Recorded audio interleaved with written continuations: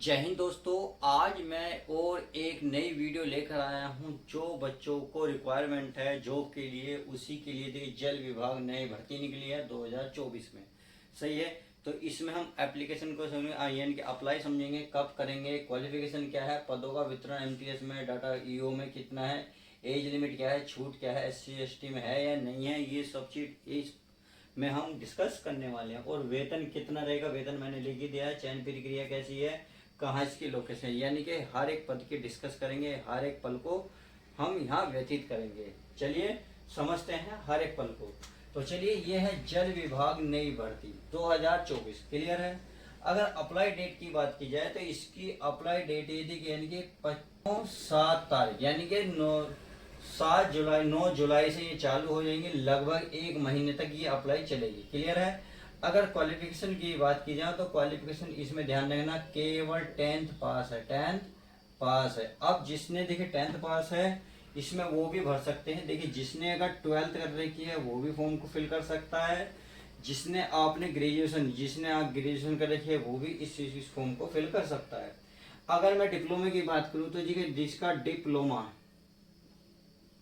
जिसका डिप्लोमा है वो भी इस फॉर्म को फिल कर सकता है। या फिर आप जैसे मान लो आईटीआई करे बैठे हो, भाई आपने आईटीआई कर रखी है या फिर आपने कोई और पद कर रखा तो वो भी आप इस फॉर्म को फिल कर सकते हो। कहने का मतलब है सीधा सीधा कि आपको 10th पास तो इसमें चाहिए ही चाहिए।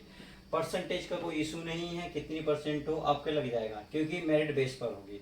अगर पदों के वितरण की बात की जाए देखिए एमटीएस में और डाटा ऑपरेटर में से ये दो चीज में निकली हुई है, एमटीएस में और डाटा ईओ में। क्लियर है। अगर एज लिमिट की बात करूं तो एज लिमिट को ध्यान रखना 18 से 30 साल है, यानी कि 18 से 30 साल के अगर बीच में कोई बच्चा है और इस फॉर्म को फिल करना चाहता है तो वो आसानी से कर सकता है। बात समझ में आ गई। अगर छूट की बात करूं तो ओबीसी में देखिए 3 साल का छूट मिलती है और एससी और एसटी में 5 साल की छूट मिलती है। ये मिलती हुई है क्योंकि गवर्नमेंट द्वारा नियम है। क्लियर है।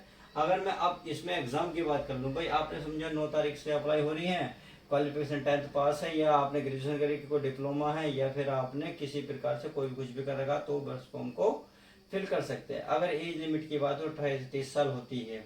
ओबीसी और एसटी वाले हैं। अब एक एग्जाम देखिए ये है आपका नो एग्जाम। इसका मतलब है प्यारे बच्चों आपका कोई एग्जाम होगा नहीं, ये मेरिट के बेस पर आधारित, मेरिट के बेस पर आपको नंबर आएंगे। क्लियर है। यानी कि कोई पेपर नहीं होगा। तो आपको मैं सिलेबस भी इस वीडियो में नहीं बता रहा क्योंकि जरूरत ही नहीं है कि क्या आना है, केवल मेरिट बेस पर लगेगा।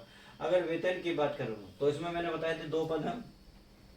एक तो प्यारे बच्चे एमटीएस का है, एक आप डाटा ईओ का है। आप इनमें से कौन सा भरना चाहते हैं।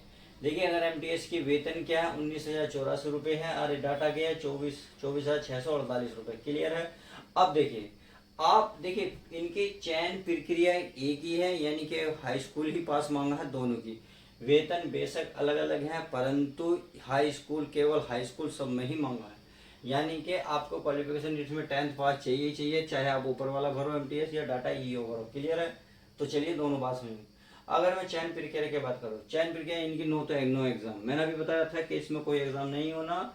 अगर एमटीएस में भरोगे तो आपको देखिए मेरिट से चयन होगा, यानी कि मेरिट से चयन होगा, यानी कि मेरिट के आधार पर आपका चयन प्रक्रिया होगी। आप अच्छे खासे सैलरी भी लगभग 20,000 पा सकते हैं। अगर डीयू में फॉर्म भरना चाहते हैं तो आपका एक टाइपिंग टेस्ट होगा, बस आपको ये फिल करना होगा, बाकी सीधा सीधा क्वालिफाई कर दोगे। क्लियर है। और जॉब लोकेशन की बात करूँ देखिए 3 जगह ही है, ज़्यादा दूर नहीं है। एक तो आपका दिल्ली हरियाणा, एक हैदराबाद। कहाँ है, दिल्ली हरियाणा हैदराबाद। तो ये 3 जगह लोकेशन, ये आपकी लोकेशन निकली हुई है। बस यही है इस वीडियो में। अच्छा जी, वीडियो कैसी लगी प्लीज लाइक करके जरूर बताएं यार, वीडियो को लाइक कर दिया करो। चलो मिलते हैं नेक्स्ट वीडियो में, जब तक के लिए दोस्तों goodbye, take care, love you guys, अपना ध्यान रखें।